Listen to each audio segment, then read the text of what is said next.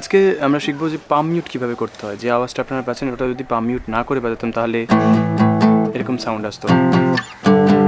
পার্থক্য কোথায়? একটা ওপেন আর একটা হচ্ছে পাম মিউট।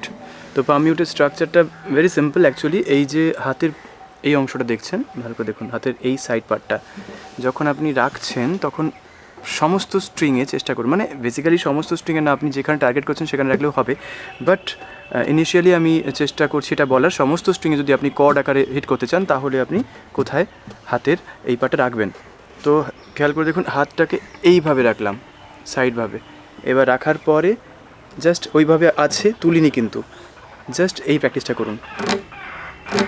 দেখুন ওপেন প্র্যাকটিস করে নিশ্চয়ই এরকম কোনো সাউন্ড ধরা পড়বে। আপনি যদি এরকম প্র্যাকটিস করেন তাহলে ক্রাক যে আওয়াজটা পাচ্ছেন এই মুহূর্তে ওই আওয়াজটাই পাবেন। তার মানে কি সমস্ত স্ট্রিংয়ে এই অংশটা রাখা হয়েছে। ওকে, তাহলে রিস্ট লক করলে সেটা হবে না, রিস্ট আনলক অবস্থায় এইভাবে মুভমেন্ট আপনাকে প্র্যাকটিস করতে হবে। তারপর ধীরে ধীরে যখন আপনি কোনো কর্ড হোল্ড করছেন, যে কোনো কর্ড, যখন আপনি ধরুন একটু মানে এ মাইনর ধরলাম, জি ধরলাম, শুরুর দিকে ট্রাই করবেন, বার করার ক্ষেত্রে বেশি এফেক্টিভ হবে ব্যাপারটা, ঠিক আছে?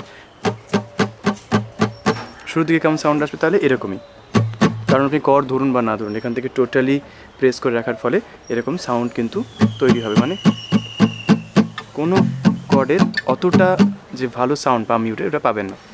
এটা স্টেপ 1। এটা আপনি প্র্যাকটিস করে করে রপ্ত করে ফেললে নেক্সট স্টেপে আপনি যেটা করছেন সেটা হচ্ছে যে হালকা লুজ করছেন, মানে যেটা আপনি বেশি প্রেস করে রেখেছিলেন সেটাকে লুজ রাখছেন, ছেড়ে দিচ্ছেন না কিন্তু লুজ রাখছেন।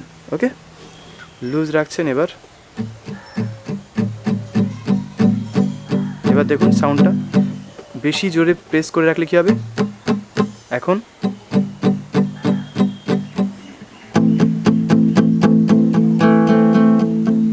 মানে কী করবো, ব্যাপারটা ওপেন রাখলাম ফার্স্টে টাচ না করে, এবার একটু টাচ করলাম, এই অংশটার কথাই বলছি অবভিয়াসলি, জোরে প্রেস করলাম, লুজ করলাম। তো এইভাবে প্র্যাকটিস করে গিয়ে আপনি সহজে এই যে টেকনিকটাকে রপ্ত করতে পারেন। ঠিক আছে, পাম মিউটের অনেক দারুণ ব্যবহার আছে।